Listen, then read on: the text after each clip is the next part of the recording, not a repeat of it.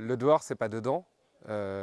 Mais le dehors, c'est divers parce que le dehors, c'est le dehors à la montagne, le dehors dans les champs, le dehors dans la ville. Le dehors, dans sa diversité, dans son infinité, est un livre scolaire infini. On peut apprendre les plantes, on peut apprendre les maths, on peut apprendre le respect d'autrui, on peut apprendre l'eau.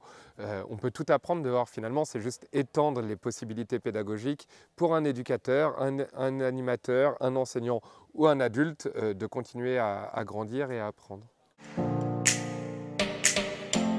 La dynamique Sortir PACA, c'est une dynamique qui s'est amorcée avec des membres et des communautés proches du Grain PACA pour réunir les acteurs qui essayent de systématiser l'apprentissage au dehors des enfants mais aussi des adultes, que ce soit sur les temps scolaires, périscolaires ou familiaux. La dynamique Sortir nationale, elle a été initiée en 2008 par le FREN, qui s'appelait alors le Réseau École et Nature, qui réunissait alors des praticiens, des animateurs nature, des enseignants qui commençaient à aller dehors et qui ont commencé à étudier et à échanger sur cette pratique. Et en fait, ça est semé dans plein de régions. Par exemple, en Poitou-Charentes, ça fait une quinzaine d'années que la dynamique est structurée.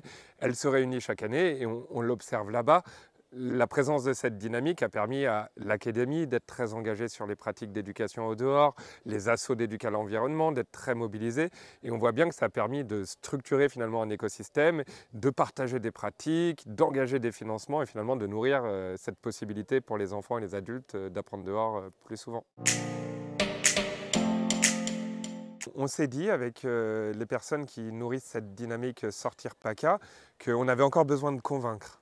Convaincre un parent, convaincre un directeur de centre de loisirs, convaincre un maire.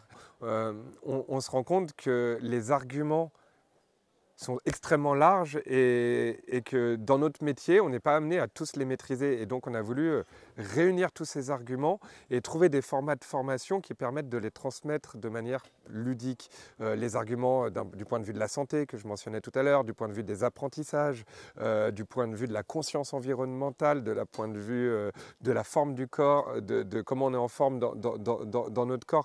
C'est tout à fait varié du point de vue juridique et relatif à la Convention et au bon respect de la Convention internationale des droits de l'enfant. C'est très dur de mobiliser, de maîtriser tous ces savoirs.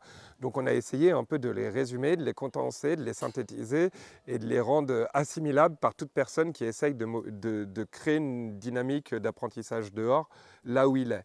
Et quand je dis là où il est, ça dépasse la région PACA, parce que finalement ce besoin de plaidoyer et de convaincre, il est encore nécessaire dans beaucoup de territoires. Et donc dans une logique contributive et de mutualisation, cette formation elle a été construite au format libre pour pouvoir être récupérée par d'autres et alimentée par d'autres, tant d'un point de vue méthodologie d'animation que pour les contenus. Et c'est aussi un aveu d'humilité de dire que nous, ici dans le PACA, en fait, on ne sait pas tout. Et donc, il y a sans doute d'autres réseaux, d'autres personnes qui pourront alimenter ce plaidoyer et faire grossir cette base argumentaire ludique qui permet d'expliquer pourquoi, en fait, tout simplement, un être humain est bien dehors.